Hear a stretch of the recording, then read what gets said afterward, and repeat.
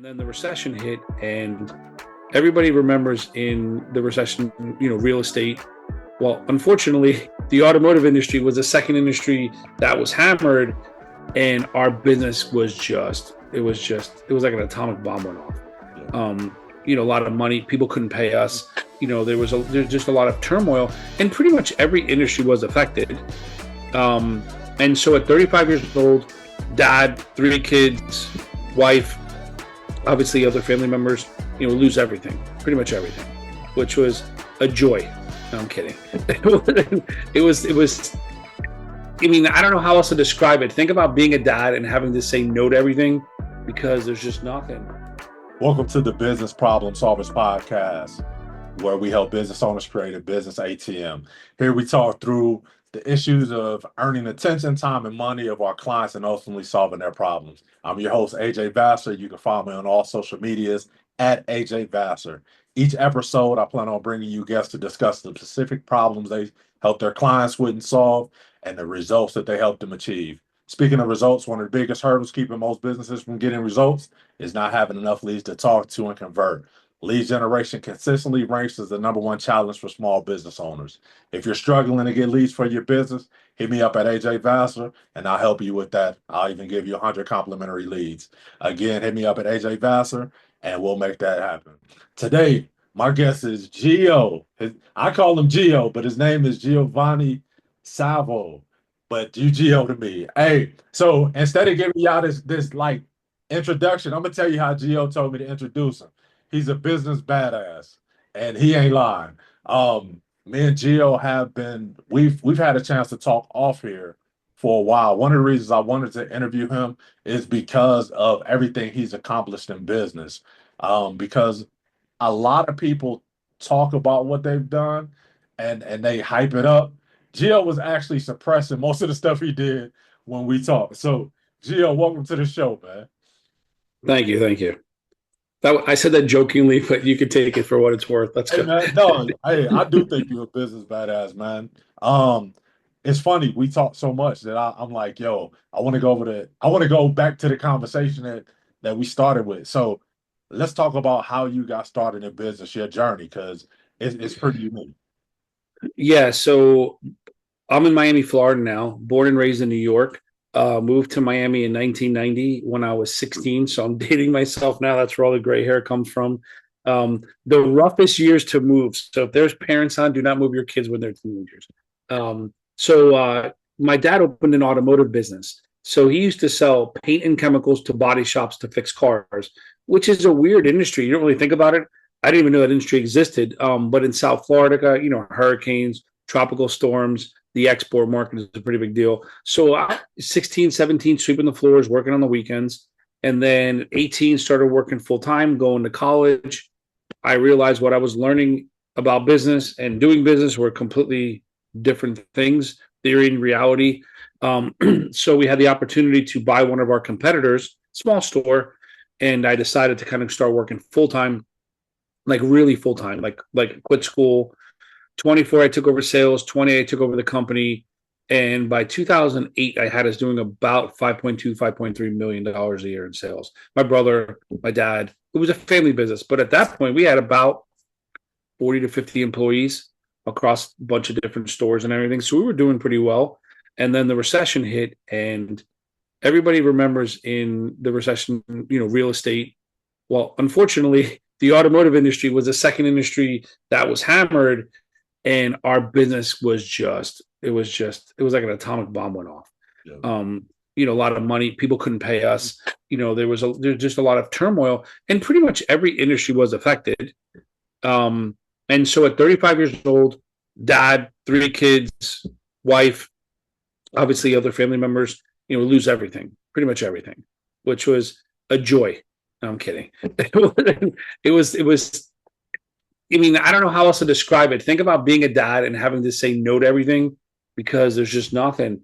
Now, the thing is, I had been doing automotive at that point for 16, 17 years.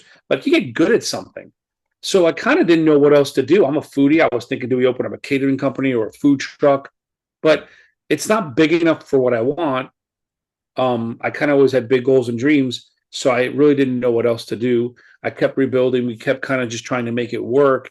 And then about 6.5, 7 years ago, I fell into finance by accident, personal finance. And I fell into personal finance because I realized I needed to know it. And I always tell people that are business owners, business finance and personal finance is like cardio and weightlifting. You can be great at one and not know anything about the other. So as I started learning about, investments and insurance and debt management, like I said, personal stuff, I'm like, what? I missed that class. And that's where I thought I screwed up by not finishing college. But that really, they don't teach it anyway.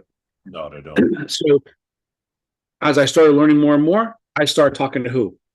Coworkers, other business owners, manufacturers, reps.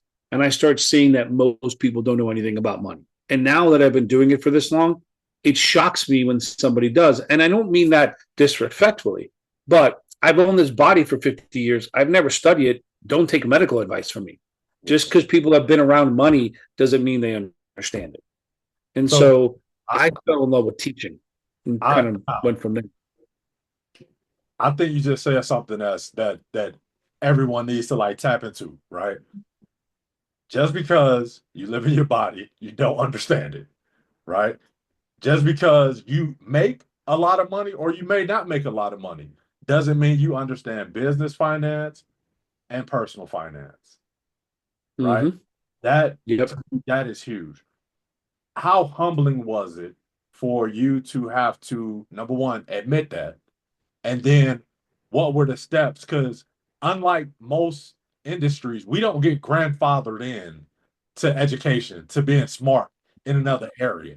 So how humbling was that to go from 5.2, now you're struggling, now you got to learn this new industry that you like, nobody ever taught me this. There was a day, I never forget it. I was like, it can't get much worse. Now I'm spiritual, maybe not like exactly dogmatic, like in a way, but I'm like, it can't get me much worse. So I go, just give me everything so I could get it over with. I walk outside and my car is repoed. And I literally was sitting there with my briefcase and I started laughing like a crazy person. Because I'm like, okay, we are at rock bottom. And then I started to rebuild. I will tell you this. I lost everything except one thing, my goals and dreams. Now, maybe they weren't crystal clear anymore. There was a lot of fog in between what I wanted, but I didn't lose that. And people, if you don't know what you want, it gets easy to get lost. It's kind of like driving around without an address. You're going to get lost or you're never going to find what you want. I was willing to admit that I couldn't get there with what I was currently doing, but I wasn't willing to give up on it. So that kind of helped me pull through. Then when I started learning about personal finance, I realized that, man, if I would have known some of these things, I could have kind of navigated a little differently. That was the FU moment. I'm like, damn, bro, where was this? Now that I talk to people, I realize that it's just not available. So I built a business system that teaches people about money. Because if I could go back in time and talk to my 21-year-old self, me and you wouldn't be talking right now. Because I would be retired. I would know what I would have done. And so it was the best course correction of my life. It wasn't a joy going through it. But when I look back, I'm like, thank God it happened because it course corrected me, number one, to have empathy, to understand, to be able to taste success, but then not taste success, but be able to coach people. Because could you imagine that never happens and I'm talking to somebody and it's only been a joy? Yeah. There's no relevance. So I look back and now and go, man, that was the greatest lesson I could have learned, the greatest gym I could have ever been in to recreate. So, if anybody's going through it that hears this, recognize there's lessons there that if you really learn those lessons, they'll pay you for life. So that's the way I look at it now. So let's go back to, because I love it. I love hearing people's stories of how they overcome, right? Me going through homelessness. I tell people, I had a period where I slept in my car and then that's it. But like, it's a lot of stuff we go through mentally when you're going from rock bottom to getting back on your feet. What was probably the 3 toughest mental hurdles for you to get over during that time? I'll give you a great one. So now I'm studying and I'm becoming a financial advisor, which is what I am right now. I need you to picture what I'm going to tell you. I start going to networking events. Well, here, I'll give you back. think about this. I'm still in the industry of automotive. I don't look like a great success. And I'm saying going, that's my new market. I'm not going to go to a guy that I'm not successful with going, by the way, I have another business. To me, mentally, that was just not, I didn't see my, so I'm like, I got to build a new market. So I started going to networking events. Well, I go to the first networking event. I'm looking around going, number one, I have the worst credit score here. I'm probably the worst financially, but I'm the finance guy. So it wasn't a, what's the word called? It wasn't imposter syndrome because I knew the methods were right. And I had to lean on myself going, dude, you have experience, not in this experience, not necessarily, but you have business experience. So one of the things that I did was I started looking at the industry. I became a really good observer. So I'm sitting at a networking event and I'm standing in the background going, like, what am I doing here? Like mentally trying to figure out. And I started noticing that everybody in this whole place is just selling stuff. They're just throwing up on one another. And I'm like, looking, I'm going, that's a mistake. So watch how the automotive business, having some experience, I realized, I didn't get a client for a day. I want a client for life. I wanted AJ. If you walked in my store, every time you needed something, you're like, that's my boy. So you can't do that on a sale. You do that building relationships. Right. So as I'm looking on this face, I'm like, they're not doing that. So what I started doing is I go, I'm going to come and be the greatest friend of everybody.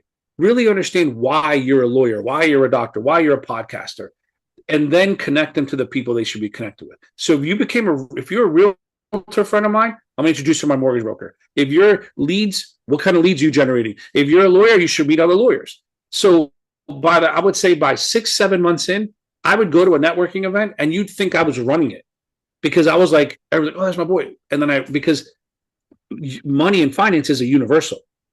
So I knew people needed me, but they needed to know that I was real first. So I spent some time creating that. And that was a big deal because nobody believed me in the beginning. Like, I want you to picture this. I'm still working in the automotive industry. I leave in the morning. I finish work. I get changed. I go to a networking event. I get home 10, 11 o'clock at night. My kids are sleeping in the morning. They're sleeping when I get home. And my wife's going, where are the sales? What's happening? And I'm like, no, I'm building something. I'm gardening, if you want to call it. I'm being a farmer. And we can go into that. I have a whole really lesson on that. And then people around me in finance, like, where are the sales coming? I'm like, no, I'm not building for today. I'm building for forever. So I'm the only one that believed in it. Now it's been years. I still do business with clients that I met in 2017, 2018 really, because I built something different. I wanted to bring value to people. And in business, if you can bring value, that is the game changer. Not a sale, but real value. So I kind of knew that, thank God, intrinsically. I just had to figure out how to translate that into a different business model, or different products and services. Yeah, and it's a lot of people talk about stuff they don't practice what they preach, but I can definitely say with you that was how we connected. I made a post, you were like, "Hey, let's jump on a call," and it wasn't to sell me anything. It was like you really connected with me. AJ, what are you doing? Where are you at? What are you up to? And I think people can tell when people are genuine or not about are you doing this for something else or is it for real a genuine connection? Yeah, of course. Like the thing is, is it going to benefit me if I have good relationships? Yes, but the key is, can I benefit that person first? So it's like putting one thing in front of the other. Can I bring value to someone? And sometimes, and you've known because I've asked you, what are you reading? Maybe the only thing I get from talking to you is a great book recommendation, a good podcast, maybe a sentence. I don't know. But if I could enrich my life by you and then vice versa, game on. I'll give you the cool. I don't think I ever told you this, but this is pretty cool. Or maybe I did. I don't know. I heard this somewhere, and after I heard it, I go, dude, I'm stealing this. I'm going to kind of embellish it a little bit. But this guy told me, live your life as a plus, a minus, and an equal. So what's a plus? You're always mentoring someone. As a dad, I can mentor my kids. As a business owner, I can mentor other business owners, right? But then what's a minus? Being mentored by somebody, right? So let's say, for example, when it comes to leads, I don't know much about that. So you can mentor me in that. So if you think about it, being a plus means you got your hand out going, dude, I got you. And being a minus means your hands open and go, I don't know everything yet. Right? Because let's say you want to be a dad one day. Dude, I can help you with that. I've been there. But I don't know how it is to be a retiree or whatever. And then what's the equal? Being around people in the game that you're playing. Being around your peers. So think about Michael Jordan. He's a plus to the rookie, telling him how to handle the locker room and the press. He's a minus to his coaches because his coaches are looking at the angle of the game a little differently. And then it equals the peers because the speed of the game is different. So when I heard that, I'm like, dude, if you live your life like that, it's pretty awesome because then it's always like in the spirit of something bigger. Yeah. I've always believed that. Now, not everybody gets that, and some people are very egomaniac or they're selfish, but you don't need them. But when there's that really cool give and take, dude, like your spirit and your journey amplifies me because you're doing things that that can help me out, and vice versa. Yeah. So I never knew how to explain that. Then when he said it, I'm like, oh, that makes sense. So, but I think that's the way I live my life in business. I try to. I don't say I'm always that way, but I try to. So the thing becomes, I feel like this too sometimes. That sounds nice, but I gotta eat. So when you were going through your hardships, how did you keep that mentality? Because man, like all that sounds good. Like I believed. Okay, I will tell you this because I told you nobody believed it. Let me give you my sales philosophy, and you'll see how it plays out. You could be a hunter or a farmer. Now think about hunters. We're pre-programmed. That guy that comes out of the jungle with the deer or whatever it is, that's the king of the tribe. Mm-hmm. Hunting is what? Think about what hunting is. It's camouflage. Spray yourself so the animal doesn't scent you. What the right gun or weapon to kill it, whatever the case may be. That's modern day sales, right? You will sit with sales guys and they'll tell you, don't use blue or use blue, don't use red. Red's a power color. Everything's a manipulation. Don't use that pen. You're going to go to that sales presentation in that car. It's all that. And hardcore sales works. I was a farmer. I want you to picture what a farmer does. That dude waters dirt for 6 months. But when harvest comes, he may eat for 6 months or 6 years, depending on what he's planting. So the way I looked at it is relationships are like seeds. If I gave you 27 seeds in your hand, you wouldn't be able to pick out which one grows or doesn't grow. You wouldn't worry about that. You'd throw them there because your job would be to cultivate the soil, make sure it's water, put nutrients in. So the way I looked at it is everybody was a seed. I'm going to water them. I'm going to bring nutrients. I'm going to bring value, knowing that some people are weeds. They'll never amount to anything. Some people are vegetables. Maybe they'll feed my family once. And some people are fruit trees. They'll feed me for a long time. So I took away all of that worrying part. And I'm like, just pour into people. So honestly, I sit with people, give them free advice. I'll do free presentations. People go, you're crazy. I go, no. I'm making the first investment. And if that's a fruit tree, I can create an orchard from it. So I don't worry about that. I promise you, I sat with people who are 18 years old, who are 80, who have $1 million and who have 10 cents. And my presentation doesn't change. Let them figure out what they're supposed to be. So I kind of knew. The only thing I didn't know was how long that harvest was going to take because I had never planted, think about it. If I've never planted corn, I don't know how long it takes. I didn't know how long it takes. I just knew stay at it. That was the hardest part. Having faith that would work. Gotcha. Now that it's worked, dude, my phone rings this way. I still go out, but I know that it works. Right. And I could tell you story after story where I'm sitting with people 10, 11, 12, 15, 16 levels of referrals deep over years and years. That's from value. It's not from sales. Yeah. So yeah. So I'm gonna be selfish here for my audience. Tell us the first part of your presentation.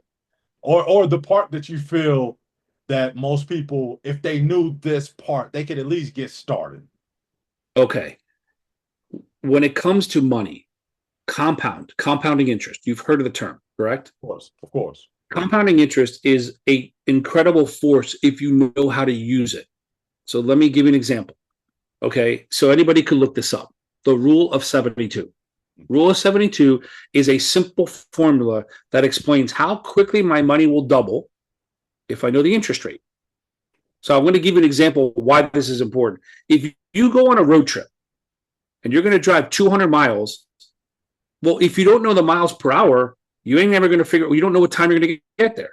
Right. If we don't know how quickly or slowly our money's growing, you can't predict or have any idea of what it's going to be in the future, and you need a certain amount of money in the future. Right? Okay. So the rule of 72 divided by the interest rate. So for example, example, in America, if you go to the banks right now, interest rates are averaging less than 1%. So let's put it at 0.3 is the average. 72 divided by 0.3, that means my money will double every 240 years. Wow. So I put $1,000 in the bank, 240 years from now, it's 2,000. Wow. If it's $100, it's $200. So now think about that. Now, credit unions average 1%. That's 72 years. That ain't much better. CDs at the bank historically average 3%. That's 24 years. So here's the problem. If you only save your money, you're guaranteed to be poor. Now, that's harsh, but let me explain why. If your money's growing at this speed and the cost of living is growing at this speed, you're in trouble. Look at how many people retire, aunts, uncles, cousins, grandma, grandpa, mom, or dad, and the first thing they do is go right back to work part-time. Why? Because eggs are $4, gas is $4, rent is $2,000, and their money was never keeping pace with that. The key is to invest. And the reason why, if you can get interest rates of 6, 7, 8, 9, 10, 11, 12, if they exist, and they do, then your money will beat inflation, and now your money's working for you. Does that make sense? Makes a lot of sense. So understanding how your money's working. There are so many people that will hear this that have 401ks. That money leaves their paycheck, goes into investments that they've never been trained, educated, have no idea, and are supposed to now magically use a tool that actually works. Most of them use it the wrong way. Gotcha. I'll give you a statistic so people understand this. Okay. The stock market, the whole U.S. stock market, averages about 8% growth per year over any 20-year period of time. Okay. It's a pretty good benchmark. The average investor only gets 4%. Market does 8. People who invest without a professional only do 4. This isn't a sales pitch. That is a 100-year statistic. Why? Buying when they're supposed to be selling, emotion, listening to the wrong people, watching a YouTube ad, TikTok. I'm not saying those platforms are good or bad. What I'm saying is it's like me watching a 1-minute infomercial on a medication that I'm going to take in this complex system. There's more to it. So people, even when they try, if they don't understand, make mistakes. That's why the Rule 72 is important, because it kind of gives you a regulator. And this is how it all works. It comes into play. I'm sitting with a lady recently, and she goes to me, "Oh, I've done investments and they do X, Y, and Z." And I'm like, "That's a scam." She goes, "Why?" I go, "That's not how money works." She goes, "Why?" I go, "Because I know how the rules work." That's like if you said to me, "I love cooking, so you'll get $1 million." If you said to me, "Dude, I made ribs in the microwave," I'm gonna fly to you and punch you in the head, because I'm like, you can't. Ribs need to be low and slow. We need a certain temperature. Right? I know how. So when somebody says things, if you become educated on money, you'll recognize that things are out of whack. You're like, that doesn't seem. That's not how cooking works, right? If you said I baked the cake in a minute, you're like, it's not a cake. That doesn't. We need time. It doesn't need to be 4 hours, but it can't be 4 minutes. Yeah. So once you understand kind of how the certain numbers work, it allows you to see. Doesn't mean you're an expert, but you can kind of get a good feeling for it. Rule 72 will give that to you. Actually, it's the first, literally second page of my presentation is that, and then we go into investing. I can't give investment advice on a podcast because everybody's unique, but recognize that it's a tool we need to use. Now, here's the crazy part. I know, AJ, you've been to the bank in your lifetime. There's never been a time where they're like, "Hey, dude, since you're here, here's a cup of coffee. We'll teach you how to invest." It's never happened. No. Go to Home Depot. You hang around for 2 hours. They'll teach you how to build a birdhouse, how to grill, how to paint, how to garden. So you go, why the bank that we trust our money with the most doesn't teach us? Because the bank's tools really aren't investing or savings. It's actually debt. It's the credit card at 30%. It's the student loans, loans, and all that. Now watch how this really changes the game. Remember, our money doubles, right? Depending on the interest rate. Well, if I owe Visa $1,000 and the interest rate's 25%, 72 divided by 25, my money will double backwards every 3 years. Now I'm paying interest on interest on interest on interest. Wow. It's why when somebody gets into debt, it seems like it's impossible to pay it off. Right, because those interest rates aren't 6, 7, they're usually high. So in the US, student loans take 25 years on average to pay off. Obviously, mortgage 30 years, credit cards about 15 years because of interest. So this rule works for you or against you. Understanding it matters big time, right? So That's a good one. I mean, I'll give you an story so you can see how it plays out. Go buy a car, negotiate, fight for the rims that you want, and they'll come. Okay, we got them for you, dude. And the minute you go in the finance department, this is what happens. Like, AJ, we love you, bro. We were really fighting with the bank for 6%, but they couldn't do it. We got you 6.5. It's only $50 more a month. You really want that car? And you're like, for sure. And you just screwed up big time. $50 a month is what? $600 a year times 6 years on a loan. You just paid $3,600 for something that they gave you for free. So they kind of, if you don't know that, they'll always get you there. But if you do, you know how to kind of fight the game. Right. It's all around us. So this is a big rule, or a big, like a different way to look at things, you know? So since I have an audience that's full of entrepreneurs, can you explain, because I think people hear things like you were doing 5.2 whatever million dollars a year. How could you struggle? Right? Explain, because a lot of entrepreneurs, they don't, like, especially when we get started, we don't understand payroll. We don't understand overhead. We don't understand, so when they hear people say I made 5 million, they think that's my money. No, that is one of the dumbest mistakes. And I used to see it a lot going back to the automotive industry. You go to like a body shop and the painter's making like 50 grand a year or something. And he's like, man, I hate this owner because we're doing $200,000 a month in sales. And I'm like, you're doing 200 grand a month. He's not making 200 grand a month. There's a complete difference. So the best way I can describe it, make it super simple. Me and you own a pizza place. Now we got to buy what?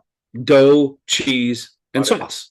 Yep. Right. So if we make 100 pizzas and let's say each pizza is $10, that's $1,000, right? Yep. 10 grand. Yeah, $1,000. What am I talking about? The finance guy doing finance mom. $1,000. The problem is, right, we didn't make 1,000. There was a cost of the cheese, dough, and bread, or cheese, dough, and sauce. There's also a cost what? For the oven. There's a cost for rent. There's a cost for this or that. So by the time it's done,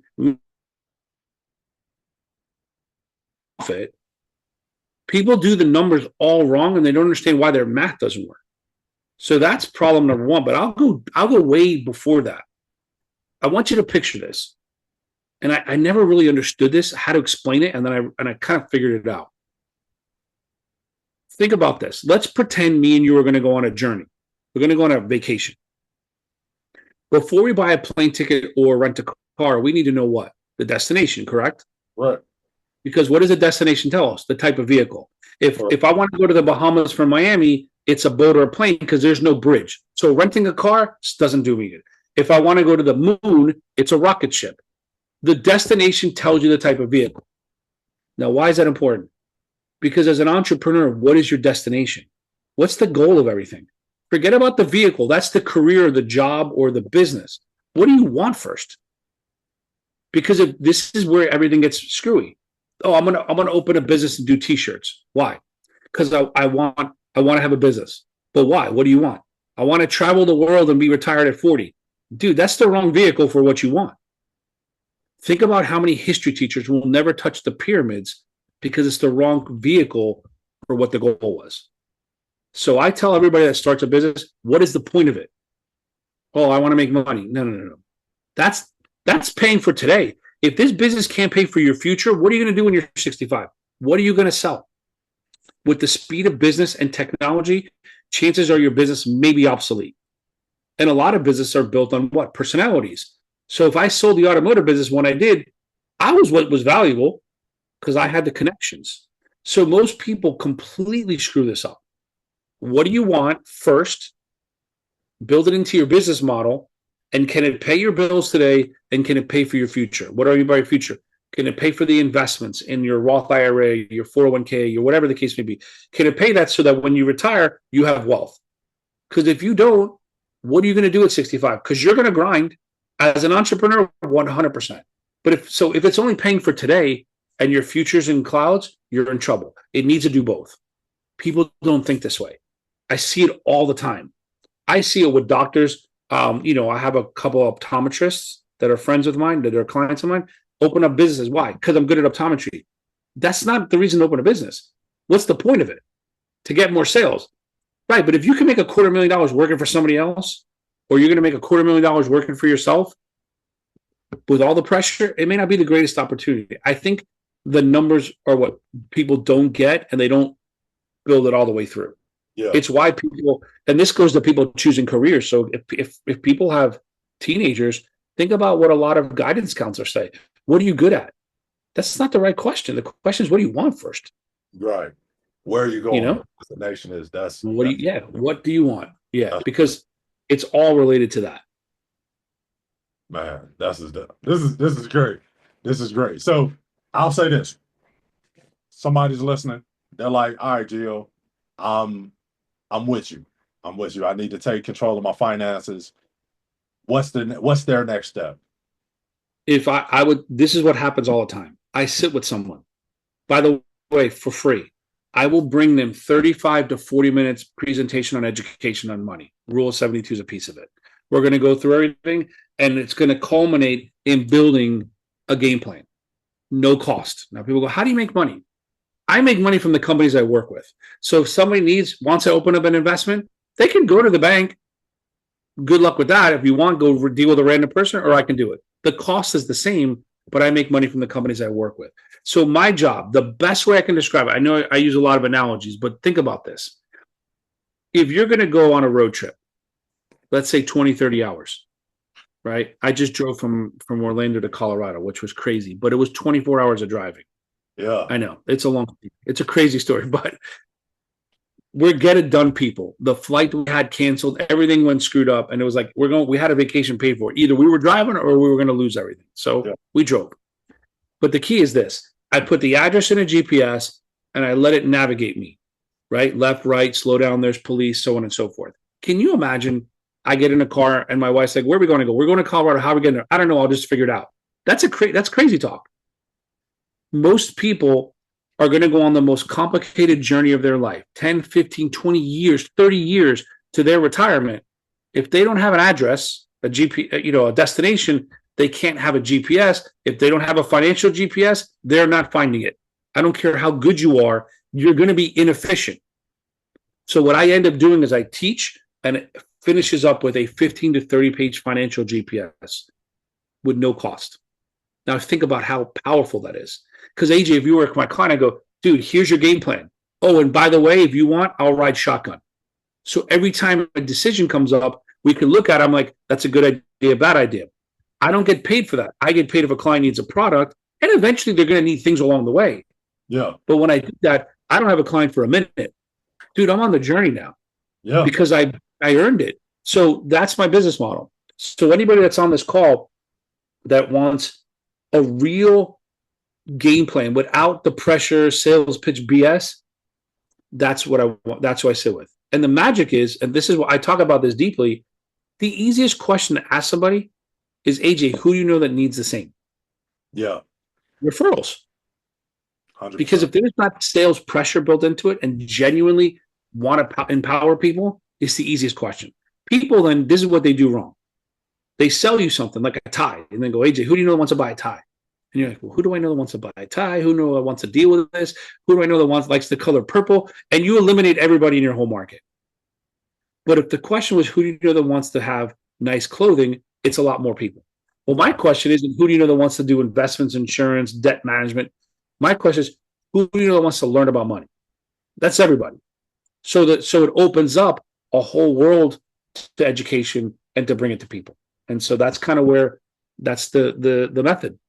Yeah, that's good. As a matter of fact, I will take you up on the 45 minutes of education from here and sit down with you. There you go. Yeah, I think we all need to learn more about money. So this is great. If people want to do the same thing that I'm doing, taking advantage of this, how can they get in contact with you? So I would say email me. I give everybody a personal email because that's what I always check. It's Gio, like my first name, Salvo, like my last name, 21. That's my lucky number. GioSalvo21@gmail.com. Email me, tell me where you found me, and I will do a one-on-one. We do everything Zoom, everything's visual. And then when we're done, we'll create a nice PDF version and people have that. Listen, they could take it, they can throw it in the garbage, they can burn it, or they can follow it and have some real good results with their life, whether they use me or not, it doesn't matter. But the right people do. Like, so my business model filters out people I don't want to deal with anyway. Because Right. it's like, if they want to partner with you, now you got somebody that you could sit with. And my whole vision, I had this picture in my mind. Picture like when you hit your own milestones, take a nice picture, right? And you have a group of people that you're celebrating with. I just want to be like in the background of all those pictures of all the people that have accomplished what they were supposed to. Because maybe I gave them one sentence, 1% of their life, something that could have given them a little bit of, guidance. So that's kind of why I do it. I do it for the love of the game. And because if you do the right things for people and you impact the world the right way, income will always follow impact. Period. It always does. So that's the message. That's dope. So I'm encouraging you, get in touch with Gio Salvo 21 at gmail.com. I'm trying to make sure we put that on the screen for you. But yo, take him up on his offer. I think a lot of us miss out on opportunities because we don't take offers like these. And like he said, he may not be the person for you, but the education that you receive may be the building block, and then you may know somebody that he is a person for. So that's the best thing about relationships. So Gio has offered you an opportunity to build a relationship with him, build it, and let's see what transpires from all of this, man. Gio, I appreciate having you on the show, man. Thanks so much. Thank you, Thanks. man. I appreciate you. Thanks. Hey, and to everybody that's listening, I appreciate you as well. If you stayed this long and you heard this much, please like the show, subscribe it, do all that stuff. And like I said, contact me at ajvassar.com to get your 100 free leads, because I want to make sure that your message gets out there like we did with Gio. So until next time, I'll holler at y'all later. Ciao.